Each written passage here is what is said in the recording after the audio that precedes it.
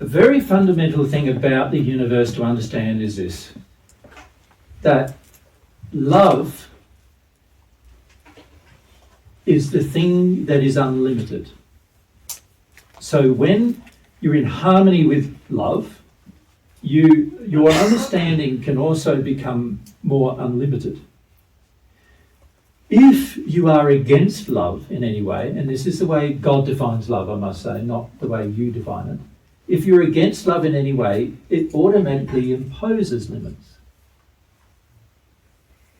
So there's two things you can be with regard to love. You can be in harmony with it, or you can be in disharmony with it.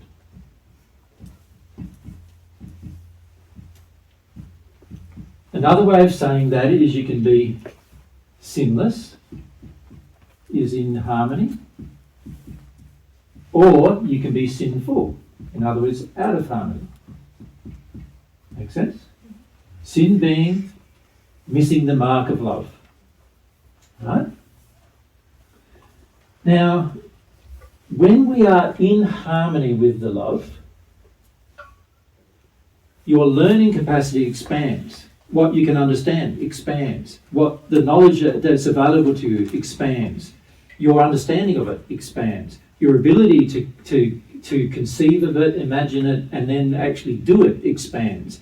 Your power of your own body expands to do the thing when you're in harmony with love.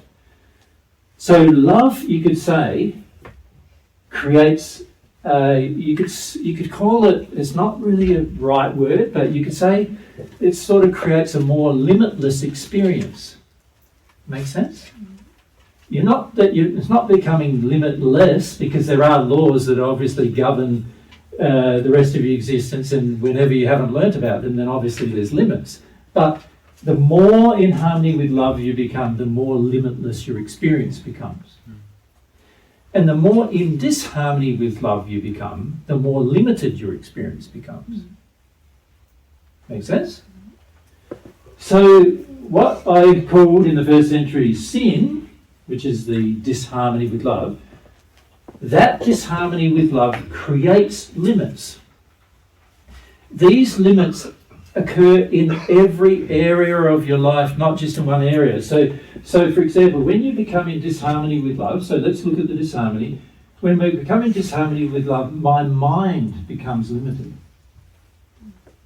Now, the way it becomes limited is you don't conceive of things that you would have otherwise thought of, but you don't believe them anymore.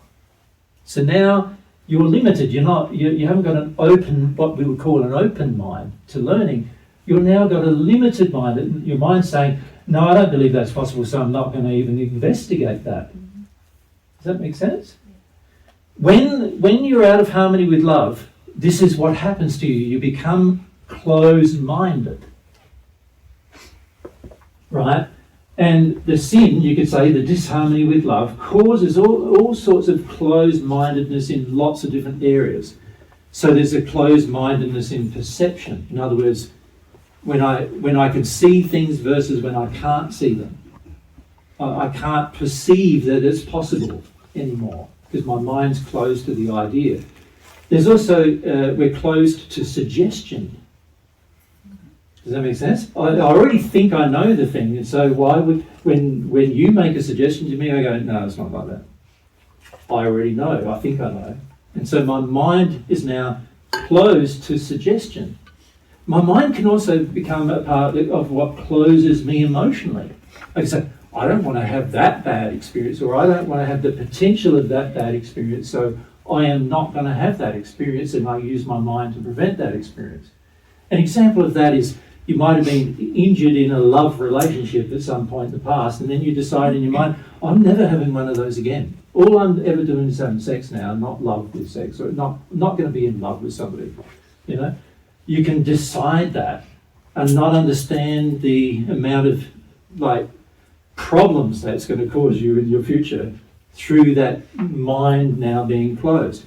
So your mind can be closed to intellectual ideas, but it can also be closed to emotion. It can be closed to experiences. It can be closed to senses. It can be closed to all the different areas that you might choose to close. And in doing so, you're now using your mind to oppose the operation of the universe.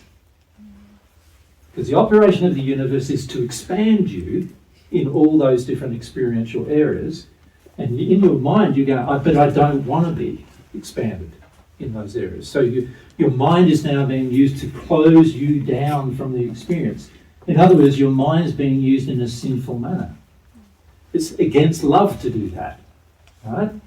Once I understand that when I do that, I'm out of harmony with love, that can change a lot of my ability to grasp and want to experience new things. Right? So when I use my mind out of harmony with love, I am now unable to understand the universe in which I live. So you could say, bringing my mind into more harmony with love is going to help me understand more things about the universe in which I live. Make sense? Mm-hmm.